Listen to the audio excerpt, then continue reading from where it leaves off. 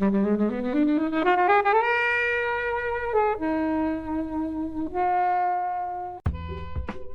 absolutely destroyed me. I cried for 30 minutes afterwards, and it's something that always resonated with me, even if I am very into my comfort and I would never do what he did. But I just bought it completely. It's a really, really interesting film about a really interesting person. I think some of the filming is maybe slightly a bit dated and it can come off a little bit kind of cheesy in places, but it's really beautiful. And as we've kind of discovered, it just evokes a lot of thinking and thoughts and conversations about our meaning in life and our purpose. Definitely recommend quite highly. Okay, hey everybody, welcome to this episode of Flixwatcher podcast. Today I'm joined by Matt. Hello. Amelie. Hello. And Helen. Hello. And we're going to go into the wild. Thank you as always to the mighty people for the mighty, mighty tunes. And thanks to Ben from Rockwood Audio for his awesome editing skills. Please do remember to write a review and rate us on Apple Podcasts and anywhere you can do where you listen to the podcast, because it really does help us. And you can join in the conversation with us on Twitter at FlixWatcherPod and on Instagram at Flixwatcher. Hello film fans, thanks for listening today.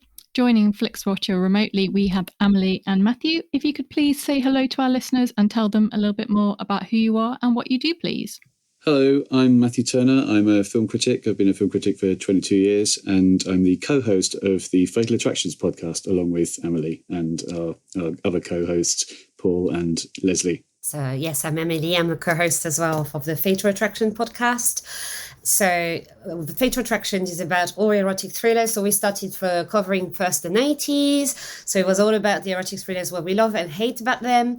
And now we've entered into the other decades, and it's not specifically erotic thrillers. Sometimes it's like thrillers that have some erotic nuances to it, or vice versa, some neo-noirs with some erotic, aspects.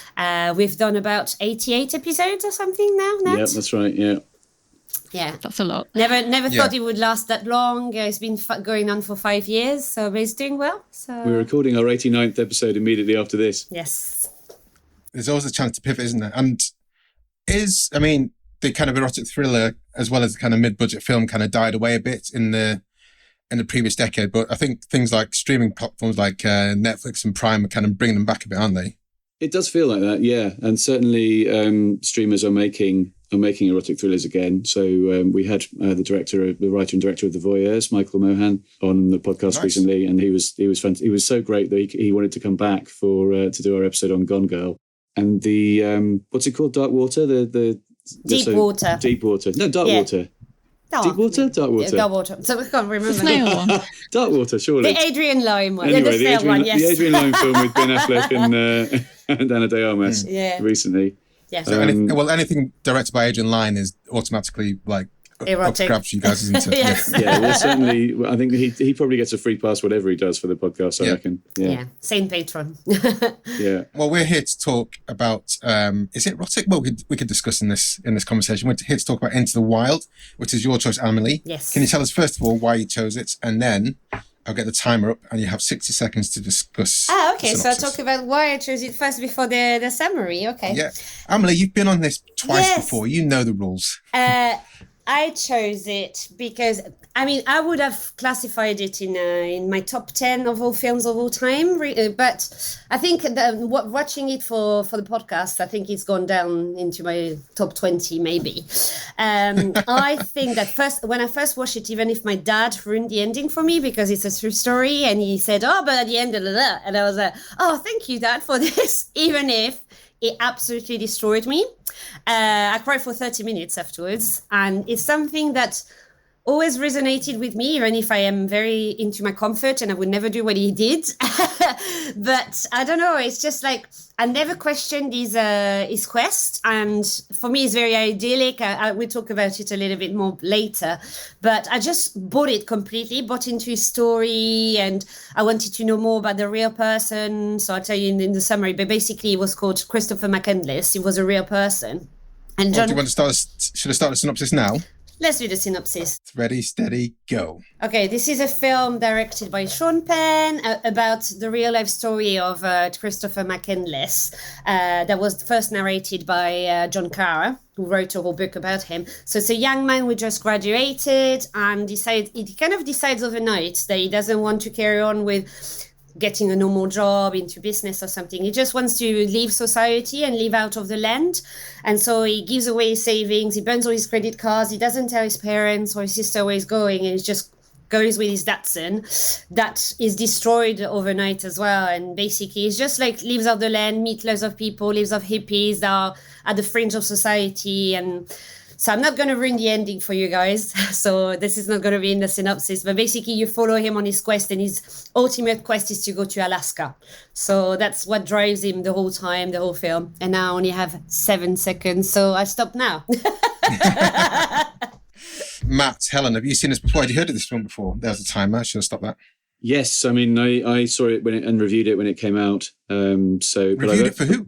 For View London. I was the film critic for a website called View London for 2. That's why I'm just trying to eke out of you there. Because I didn't think I wouldn't class this as an erotic thriller that you guys would have talked No. I was the film critic for a website called View London for 14 years, and I had to review every film every week back then. So yeah, I reviewed it back then. I hadn't actually watched it since, so it was nice to revisit it for this podcast. Yeah, I also saw it when it came out, and I'd also read the book as well. And being a Pearl Jam fan, it's got a great soundtrack by Eddie Vedder, so that was a top draw for me. But again, I hadn't seen it since then. But when you picked it before I watched it, I had quite a lot of thinking about it, so I was really looking forward to revisiting it.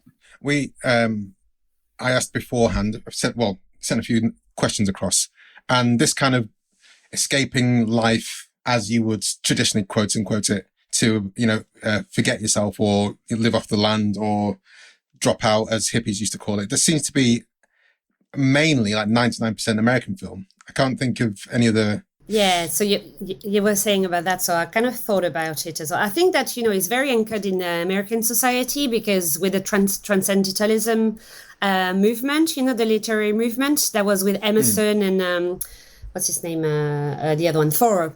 So basically, I had to read those books at university as well, and so it's all about even in Dead Poets Society, you hear about Thoreau, Emerson, and talking about sucking the marrow out of life. The marrow out of life.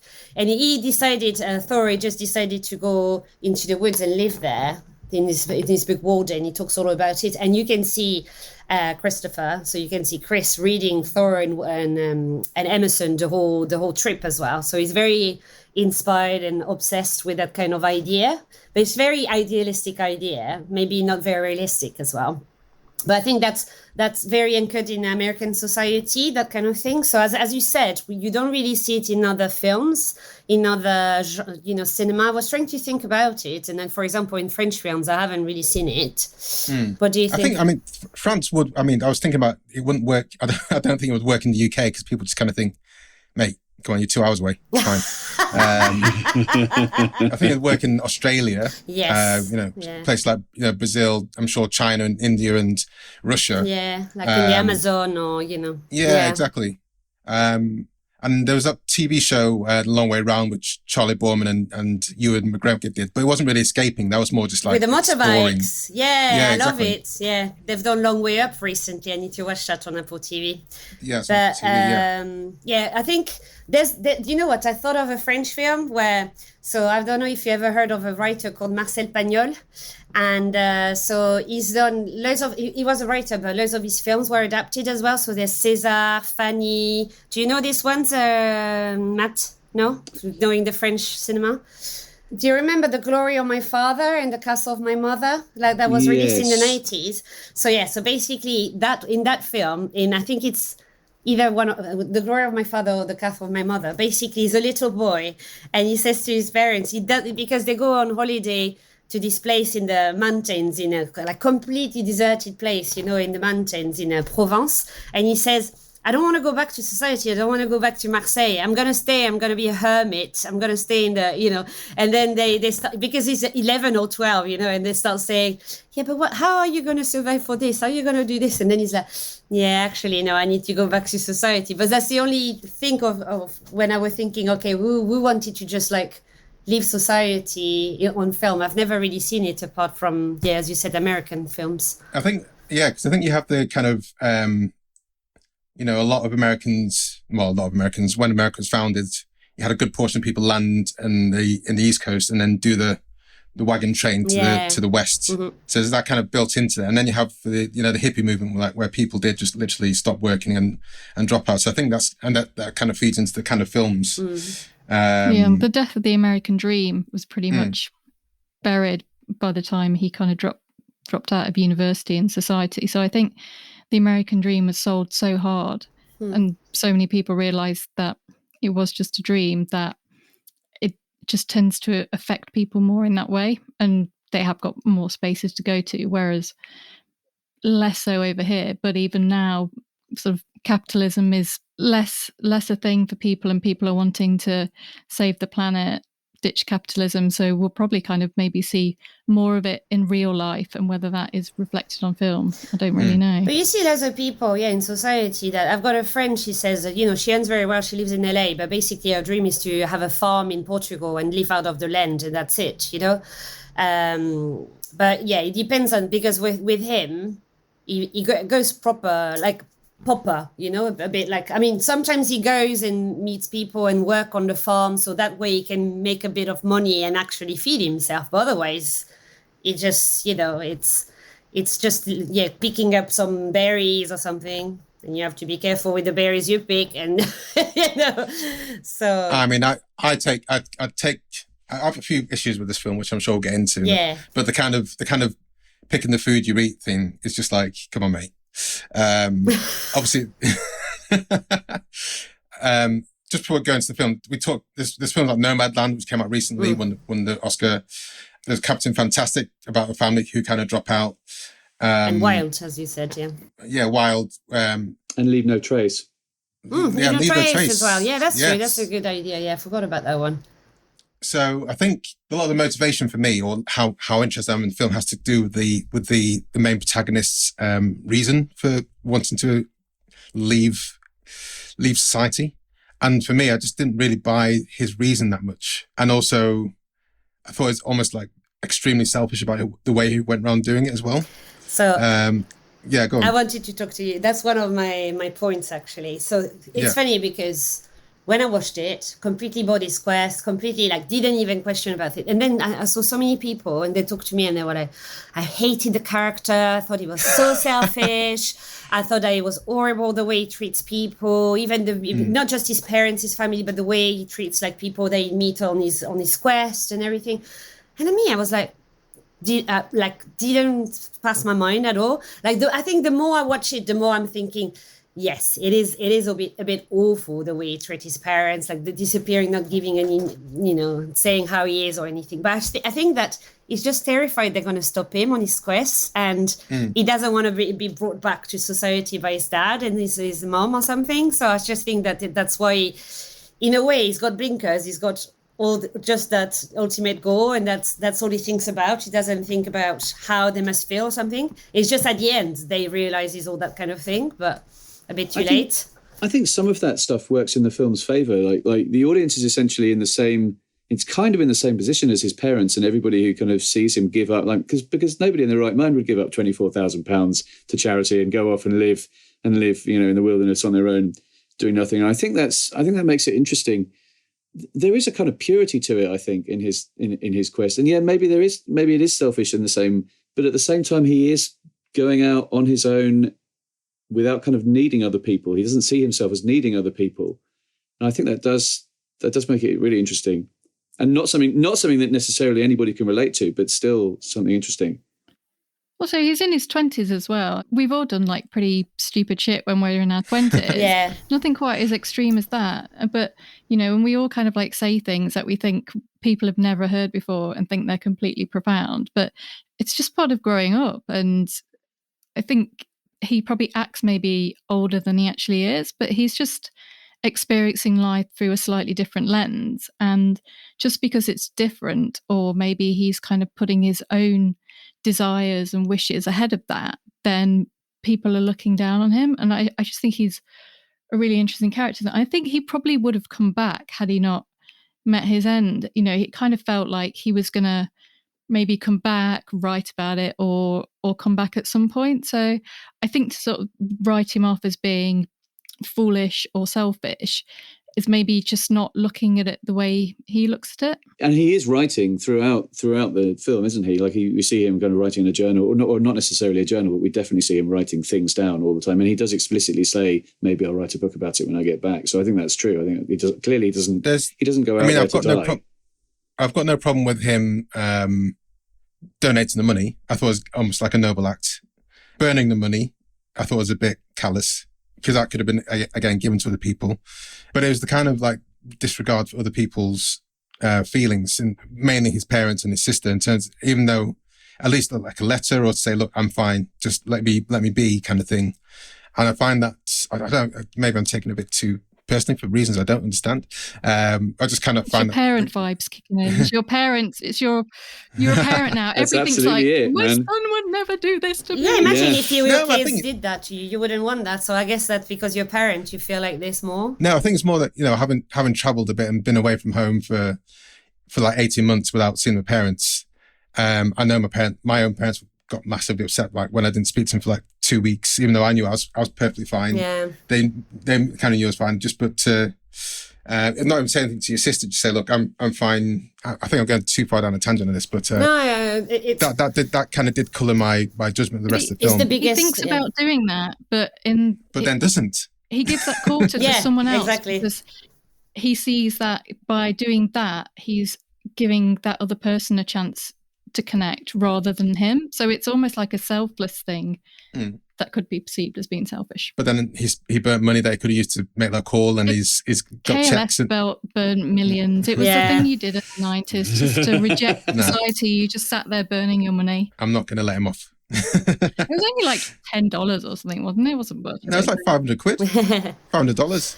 But it's at the same time, it's you know what? It's his life, and it also sometimes I feel like parents they have you. And my mom, for example, I moved to the UK, and I'm an only child, so she always says, but you left, nah. But the thing is, parents don't have children for them to be there all the time for them. It's a bit selfish as well. And I feel that if your parents expect you all the time to be there, or like be there to raise them when you're older or something, it's a selfish act as well. It's his life. He just decides what he wants to do, you know? No, I mean, I completely agree with you. I mean, I've left UK and lived in Norway for 3 years, and I could tell my parents were like absolutely gutted when I did do. My brother lives in California now, which I'm sure they're not a big fan of, but my parents left Nigeria and came to the UK, so they did the exact same thing. So I'm like, so exactly. And also, I don't think your parents were like the parents in the film. Exactly. I mean, his dad is a douchebag. They're proper arseholes, no doubt. Yeah. And that's why I keep on leaning on the sister rather than the parents, but also I still feel like, you know, let's just say, look, I'm not in a good place, but just let me be. Yeah. Just to let them know that he's alive, at least. That would have been the nicest thing. But it's such a shame that at the end, basically, should I say the end? Is it really? Yeah, sure. I think so. But at the end, it just says, it's a sentence I love. It says, happiness only real when shared. So he basically realizes that, you know, you can have all those dreams of like going by yourself, venturing to the wild, going to Alaska. But if you don't have anyone to share that happiness, it's not real, and you feel really lonely. And as Helen said, I think that after the whole debacle in Alaska, he would have gone home, or at least gone to the hippie place, you know, like stay with other people and everything. But he tried to cross the river to go back, didn't he? Yeah, exactly. And that's when he became like proper stuck. Yeah. And I feel he's got like a misguided sense of that moral compass. But when Kristen Stewart, you know, was fawning over him and he said, I'm not going to do that. And in another film, that would have been, hey, I didn't realize up until that time she was 16. I didn't realize she was playing a 16-year-old. So I wouldn't have realized that was an inappropriate move until he said, like, you're 16, or it came out that she's 16. Do you know what? There's something that I watched, so maybe I watched it now 4 or 5 times, and it's something that now I'm like, I honestly don't think he's that interested in sex. You never see him having sex or anything. The only thing he's interested is his Alaska Being thing. out in the wild. Yeah, I think he's kind of asexual in a way. He's not really into it. So you think that was more of an excuse than, oh, good, she's 16. I've got a reason to say no. Yeah, but basically he said no, but like I honestly, like, do you ever see him looking at another girl and having a little thing with a girl? He has the opportunity. When he's with Vince Vaughn, like, for example, he could easily be, we're looking for somebody to sleep with at that point, and he doesn't do that then either. So yeah, I agree. I think he doesn't have a sex drive, let's say. No, I don't think so, yeah. I think also maybe he doesn't want to be put in a position like his parents and end up having unwanted children or having a family life that is so turbulent, which I think is probably something that might be in his mind. Yeah, I think certainly looking at his parents' relationship will have put him off wanting a relationship. Absolutely. Yeah. I mean, he's so kind of disappointed and disgusted with his parents, with the reality of his parents' relationship. Like, he finds out that the love story they told about getting together wasn't true, and the actual reality of them getting together is really, quite depressing. And so it's almost like he's rejecting the entire, institute, not just his own parents, but also romances. Yeah, the ideas of togetherness in that sense, anyway. And that's what I think as well. He doesn't just reject capitalism. He's rejecting what society expects of you to follow, like a certain route. Because normally you're supposed to have a relationship, you're supposed to have children, you're supposed to have a house, like a nice job or something. And basically he doesn't want any of it. So no, I think that's honourable and stuff. And I think 100% your parental situation dictates a lot about how you feel and your views on life. And I think what he found out about his family and stuff is enough to screw over a lot of kids. So yeah, I do get it. I just also, come on, mate, send a postcard. Do you think that the film? So I read a friend of mine review on Letterboxd, and he was saying that his only reproach with the film was he thought they glamorized poverty. Do you think it glamorizes poverty? Were people poor in the film? Or he's poor, basically, because he doesn't have any money, does he? But I think we do see the part in the city where he goes to the shelter and everything. Well, he was poor. Yeah, I mean, he was poor, but because he wanted to be. I feel there's kind of... Poverty is something is something you don't want, isn't it? It's not self-imposed. No, so I don't think it's it's glamorizing poverty, because he's not just saying, "Hey, everyone, that's what you should do," like not have no money, just live out of the land or something. But yeah. And before we go to the scores, guys, is there of the catalogue of people he met on his journeys, which I think is the best part of these films, is the people you meet on the journey. Who are the most endearing to you, or who do you like the most? Or that's what I like the most about the movie is the supporting cast. It's a really great supporting cast. Vince Vaughn, Hal Holbrook, Kristen Stewart, as we said, Catherine Keener. I can't remember the name of the actor that plays Catherine Keener's partner, but he's also great. Yeah, and it's hard. Zach Galifianakis actually is one of the Vince Vaughn. Like the guy I was wondering if it was him. Yeah, it is him, and he teaches him. The guy that says "smoke the deer" or something. He teaches him how to cook a rabbit or something, like shoot and cook a rabbit and smoke the meat. But I think that was pre-fame for him, right? Like I don't think when I saw Into the Wild I knew who Zach Galifianakis was. So that was a nice surprise on the rewatch, actually. Helen, Amelie, who are your favourite? For me, I think it's what's her name, Jan and Rini. I really love them. That group. Catherine Keener's character. Yeah, exactly. Yeah, I love that couple, and I love how they kind of adopt him in a way, and they take him under their wing, and they see. I'm so happy that he sees them again afterwards. He goes and visit them. Is it in Slap City or something? That the place where the hippie are. It's an actual place in America. I looked it up and. Where he met Kristen Stewart. Where he met Kristen Stewart. So what is interesting is that the film gives you a kind of catch up with each of those characters at the end, even though McCandless obviously hadn't seen them again, and they hadn't presumably made themselves known to, the writer of the book or anything like that. But you get like a short glimpse of each of the characters at the end of the movie. I think it's Krakauer. He actually talks to them afterwards, and his sister. At the end, it's narrated by the sister. Actually, the film, the sister actually narrates, the real sister narrates a part of the film as well. Oh, really? Yeah. Really? That's not Jena Malone? The real sister. No, apparently there's one point where the real sister narrates as well. 1 point, or... Yeah, 1 point. Not the whole time, but Jena Malone the most of the time narrates, but there's a one part of the film where it's the sister.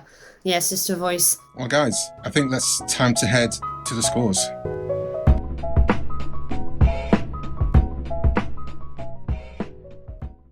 Hello, I'm Kate Lever, host of Who's a Good Dog, the podcast for anyone who's ever loved a dog. We're one of the other podcasts in the Stripped Media family. Each episode, I ask a brilliant person to introduce me to their dog and tell me how having a dog has changed their life. Listen to Who's a Good Dog wherever you get your podcasts.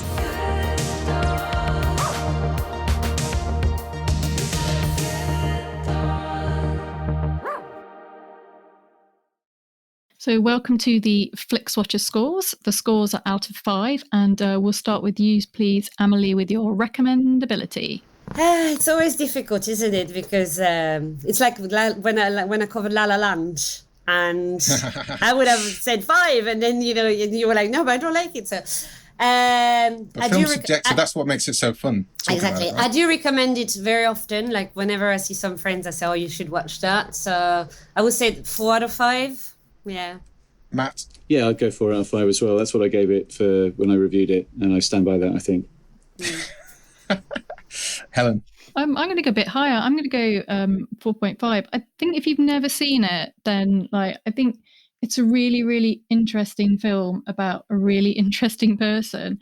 I think some of the filming is maybe slightly a bit dated, and it can come off a little bit kind of cheesy in places, but it's really beautiful. And as we've kind of discovered, it just evokes a lot of thinking and thoughts and conversations about our meaning in life and our purpose, and whether there is some greater inner purpose that you should follow, or whether you should kind of follow, your own path. And if you like Eddie Vedder, it's really great. And if you've seen it when it came out and you haven't revisited it, I think it still stands up. So definitely recommend quite highly. I'm going to go for 3.5. I think I'd recommend the other Walkabout, Lose Yourself films well ahead of this. Oh, really? Yeah, definitely. Loved Nomadland. Loved Wild.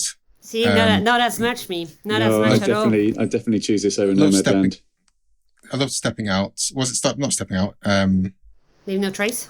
Leave No Trace, yeah. See, all of them, I don't like them as much as this one. This one is my favorite, yeah. I think I'd pick this one over the others, just partly because of the scenery as well. Like the photography is really incredible. We can talk about that in a small screen score, but let's go to repeat viewing score. Amelie. I mean, I watched it probably 10 times, so so for me, I would say 4.5. It just depends if you like it. If you have a grudge against him, if you really dislike him, you're not going to rewatch it. So. Oh yeah, totally. Yeah. Matt, repeat viewing score. I very rarely rewatch films, but so I'd have to judge this on if somebody else was going to put it on, would I watch it? And yes, I think so. Quite high for that. That's maybe 4 again. Helen? I haven't watched it since the first time, but I really enjoyed it this time round. It is quite long, so it's not going to be something I'm going to revisit very regularly, but a 3. 3? Oh no, I don't think I'll watch this again. 1.5. Tears of Sean Penn. I was kind of gutted it was Sean Penn directing as well. I was like, oh, I look forward to seeing this. It's very much a Sean Penn film. This has got him. Just paws all over it. Yeah. Small screen score. Amelie. I don't think it lacks that much compared. For example, I love The Revenant, but The Revenant on a small screen is lacking. So I would say 3. It translates pretty well. Okay, Matt. I watched this on my iPad deliberately because I knew this part of the podcast was coming up, and I mean, clearly you don't get the big widescreen sweep of it. I guess you wouldn't get that on a telly anyway, and yes, the telly's massive. But I'd say it probably does lose a little on the small screen. So yeah, I'd go 3 as well. Helen. I quite enjoyed watching it on TV size screen. Didn't really detract that much from it. I guess the thing for me would be that obviously if you watched it on a bigger screen, you'd get to hear Eddie Vedder singing along much louder, which is a big point for me. So give it a 4. Yeah, I'm going to give it I think this score and the engagement score are kind of tied for me. I think I lost. I think if I'd seen it in the cinema, I probably would have been more into it as well, and forgiven a lot more of the challenges I had with it, should I say? And these films, I think also the scenery and the background, mise en scène, helped to draw you in. And I think, I was watching on an iPad. Yeah. So I think it did take me out of it. So if I did rewatch it, it'd have to be in the cinema. But small screen score, I'm going to go for 2 here. I think I saw it at the LFF. I'm just checking. That's a good on an iPad. So that was, it would have been a press screening, but still it would have been a busy. Yeah, I did. LFF 2007. So obviously it played really great on a big screen and a kind of, looking forward to it audience. Engagement score, Amelie. I would say 3.5. It does, as Helen said, it's a bit long. So in kind of like the 2/3 of the film, you're like, come on, get to Alaska now. It's Alaska the first, but there are some. It could have been a bit shorter, but yeah, I think that for me, because it fascinates me. So engagement score is a record of how it holds your attention. How it holds your attention, how little you feel the need to check your computer screen or Twitter or anything else, and or go to the toilet and or make a cup of tea. Oh, that's a tricky one because whilst I would like to give it a very high engagement score, I did have a lot of things to do this afternoon, so I was checking my phone a fair bit in between making notes. But no, it definitely holds the attention. I would say 4. Helen. I'll go with Amelie, 3.5. So I think the first time watching it, I was more engaged with kind of the scenery and what he was doing. And then this time around, I was more engaged in kind of the conversations and the relationships that he had. And it was also a film watching it this time around because I kind of knew what was happening. I paused it a couple of times, made some dinner and came back to it. And it's kind of got that very laid back sort of hippie-ish vibe. So you can kind of like take a little bit in and like maybe get a drink and then watch a bit more, and like you might have a little break, but you can come back to it and it's still going to be there. I was like that, but the opposite. I was taking breaks, and each time I came out, I was like, is this still going on? It is 2.5 hours. That is a punishing running time. The book is quite short, just to sort of say, if you wanted to go down the book route, the book is very short. And how does the book portray Hal Holbrook's character in that relationship with him? Is that in there at all, or? I can't remember. I forgot, obviously, there is some contention about the book because the writer is quite famed for adding bits in his stories, right. And he also wrote Into Thin Air, which there's disputes over that. The one in Iceland. The Everest account, the one about what happened on Everest. Yeah. So that became the film Everest, you mean? Yeah, but his account of that and what happened, there is question. So So the book is obviously based on the writings, his diary that he found and the people that he met. And then obviously the film is then one step further. It's obviously Sean Penn's vision of what happened in that. So I think there probably is a little bit of creative license and interpretation in there, but it's still all really interesting. And if things weren't said exactly in the same way, the kind of like the meaning and the emotion is there. I think some of the relationships he had, like Hal Holbrook's character, seemed meaningful, but at the same time, he almost felt quite empty with them as well. In terms of, like when he met Catherine Keener and partner, and he just disappeared off in the night. That's kind of his one, but how he was about to disappear off on the Hal Holbrook's character, who ostensibly giving him a way to live and set his nerves a bit and stuff like that as well. Maybe he doesn't want to say goodbye, because by saying goodbye, there's more chance that person would convince him to stay. Yeah, exactly. He doesn't want to anchor someone that tells him to stay. So he's afraid of the connection as well. I think, like he's afraid of Catherine Keener's character definitely sees him as like a replacement for their son. He reminds her of their son, and he senses that, I think, and wants to pull away from it. So my engagement score. 2.5. Sorry, Amelie, and that gives us an overall every score. Time I choose something, you don't like it. It was Helen last time. I like La La Land. That gives us an overall score of 3.4065. Hey, that's not bad. Good. Not too bad. Yeah. I'm really glad you weren't going to ask us to add those up. We have spreadsheet of dreams, as Helen calls it, for that. Amelie, Matt, can you tell everyone who's listening right now where they can find you online? And we'll say goodbye to the listeners. You can find me at FilmFan1971 on Twitter and Instagram and Letterboxd. And I write for Vodzilla and currently Nerdly. But I do the thing I'd like to sort of mention most, I suppose, is I do a Hidden Gems column on Vodzilla, which is basically the best films you probably haven't seen on Netflix and the best films you probably haven't seen on Amazon Prime. And I think if you're going to get anything out of what I do, that's probably the place to go. And so you can find me on @TheOnlyCleoLuna on Twitter. I don't think on Letterboxd I'm the same person, but I see it afterwards. You can put it in the notes, and you can find us on the Fatal Attract at Fatal Attract Pod. Yeah. Yes, on Twitter. So that's it. So if you want to listen to us, and we are on Apple and Spotify, any good app, to listen to. Basically, podcast. wherever you listen to this podcast, they're on the same one. Yeah. So pretty much. Yeah. Get it from there. Yeah. All right, guys. Thank you very much. Thank you. Thanks for coming on. Bye. Bye.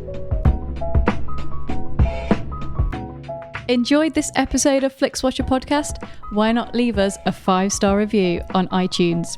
You can also follow us at FlixWatcherPod on Twitter, and we're at FlixWatcher on Instagram. Thanks as always to the mighty people for their mighty, mighty tunes, and Ben from Rockwood Audio for his awesome editing skills. If you're looking to get your podcast edited as sweet as this, get in touch with Ben, and that's Rockwood, ROKK Wood Audio. Tell them Flixwatcher sent you.